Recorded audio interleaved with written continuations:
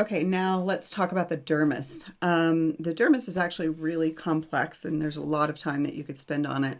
I just want you to learn what's in your notes. That's pretty much it. It is, of course, deep to the epidermis. The epidermis did not have any blood vessels running through it. It was avascular, but the dermis is very vascular.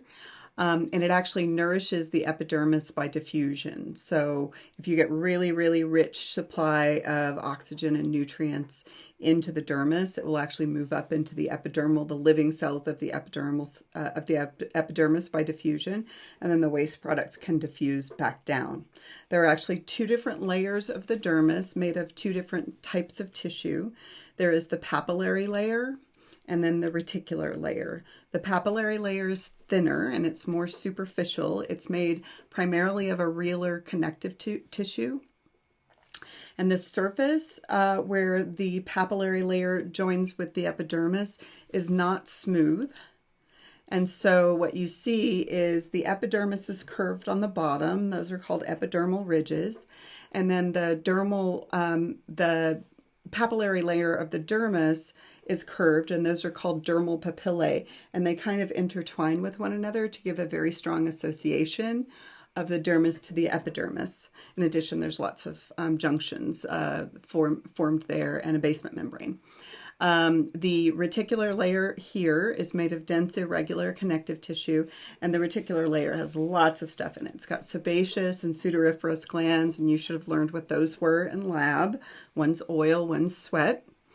A whole bunch of blood vessels, nerve endings, lymphatic vessels, all kinds of things. Hair follicles in there with erector pili muscles. So the other thing about the curving of the skin is that in some areas, hands, feet, fingertips, toes, you have the dermis and the epidermis that end up making ridges.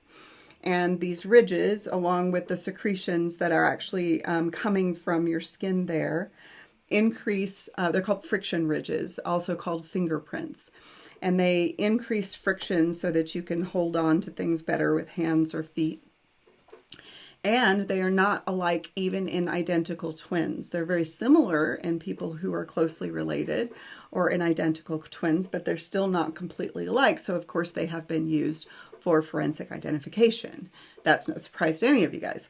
So, let's briefly talk about tattoos and what's going on with tattoos. So if you're talking about a real tattoo and not a henna tattoo, so like a henna tattoo really just stains the epidermis, and then as the epidermis sloughs off, you actually lose the stain. But if you're actually talking about a real tattoo that have been around for thousands of years, what happens with a real tattoo is that you actually have to inject the dye, hopefully a stable dye, and the dyes have gotten way more stable lately with technology and different chemical formulations. If you inject it into the dermis, what will happen is scar tissue will sequester off the dye, and it will just kind of bubble it off so it stays relatively stable. So this is, of course, what it looks like on the outside. This is a red tattoo. And of course, this, you're looking at thin skin here. So we've got thin skin and we're moving in through the epidermis, and notice that the dye is sequestered in the dermis, okay? Because if it was in the epidermis, you would slough it off after about 30 days. Okay, and then as weird and creepy as it is to think about, when we use leather from mammals, hopefully not human mammals, what it is it's taking advantage of the fact that this dermis is made of dense, irregular connective tissue, which is really strong in a bunch of different directions. So if you moisturize it and stretch it and moisturize it and stretch it as it is drying, then you can get a really flexible, useful fabric that is going to be strong in a lot of different directions. It has tons of collagen fibers going different directions. So let's talk about the subcutaneous layer as well. So if we are into, epidermis, dermis, and then the subcutaneous layer, which is also sometimes called the hypodermis.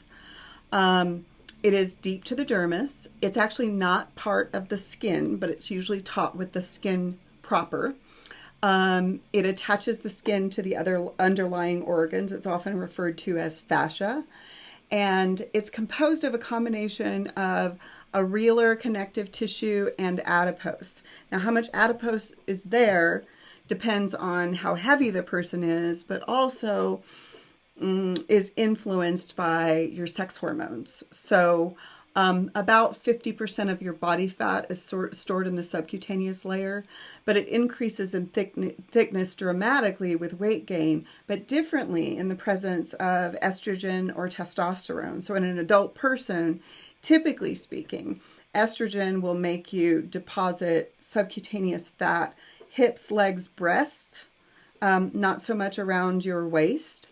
And in an adult male, not so much around your legs at all, but a lot of times in the belly and on up. And that's in the presence of testosterone and estrogen. This subcutaneous layer also is got some flexibility and movement because it's made of dense areolar connective tissue.